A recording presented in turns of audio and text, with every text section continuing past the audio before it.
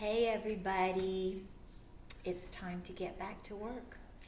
I am going to start out with lesson 96. I know that we are ready to do 95, but we're going to start with this really easy lesson as we get back to work. Tomorrow, I think I'm going to attempt 95, but 96 is really easy. It'll be good for you to get back in the groove of things, and we'll see how all of this is going. All right, so lesson 96 is the difference of two squares theorem, okay? So if you're on page 402 with me, you can see that we're going to talk about the principal square roots and what you want, how you want to break these down, okay? So I'm going to leave it to you to read through page 402, okay? I want you to mainly get the gist that if p squared equals q squared, then we know that p could equal q, right? Or p could equal negative q, right? Because negative q getting squared would give me p squared, all right? So when we have what we'll call the difference of squares theorem, so that we say that we have x squared is 64, okay? Then we know x could be plus or minus 8, right? Because we would want to take the square root of both sides to solve. So x squared, the square root of it is x. The square root of 64 is 8, okay? It could also have been negative 8. So when we're given this, you want to give me the positive, negative answer, all right? So it's, like I said, you're going to have a really simple lesson today.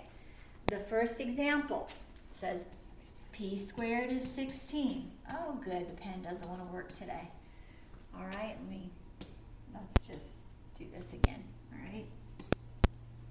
Some things never change, do they, guys? All right, p squared is 16. All right, so I'm going to take the square root of both sides, and so p could be plus or minus 4. All right?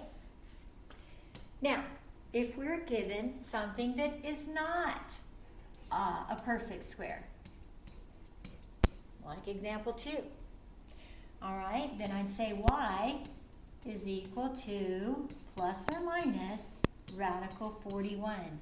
Now, there's no number that equals itself. If we multiply it by itself, that would give us 41.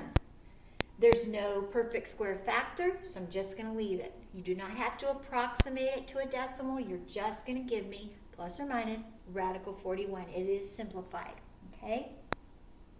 And as you see, example 3, k squared is 13, so positive, negative 13, and you're good to go. So at this point, I want you to do the 3 practice problems. I want you to stop the video and then come back on, and I'll have the answers up here, and you'll be ready to do your assignment, okay?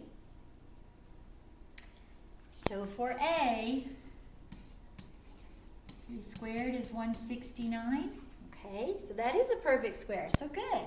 P is equal to plus or minus 13. For B, you should have plus or minus radical 23. And lastly, for C, plus or minus radical 14. All right, so I told you it was easy. Get back in the groove, right? All right, so for your assignment, lesson 96, you're going to work 1 through 30. Get back into it here. I want you to skip number 9 because we've not done that yet, okay? We're going to work on that tomorrow. Now, you have the odds in the back, so you can check them. So tomorrow during our Zoom time, I'll give the evens, okay? I am mailing you a packet that has a key for the rest of the year. Hopefully you're not going to use that in any unethical way. All right, it's to help to make life a little easier, okay? So this is the assignment. We'll talk during Zoom time tomorrow. Best wishes. Thanks so much. Bye-bye.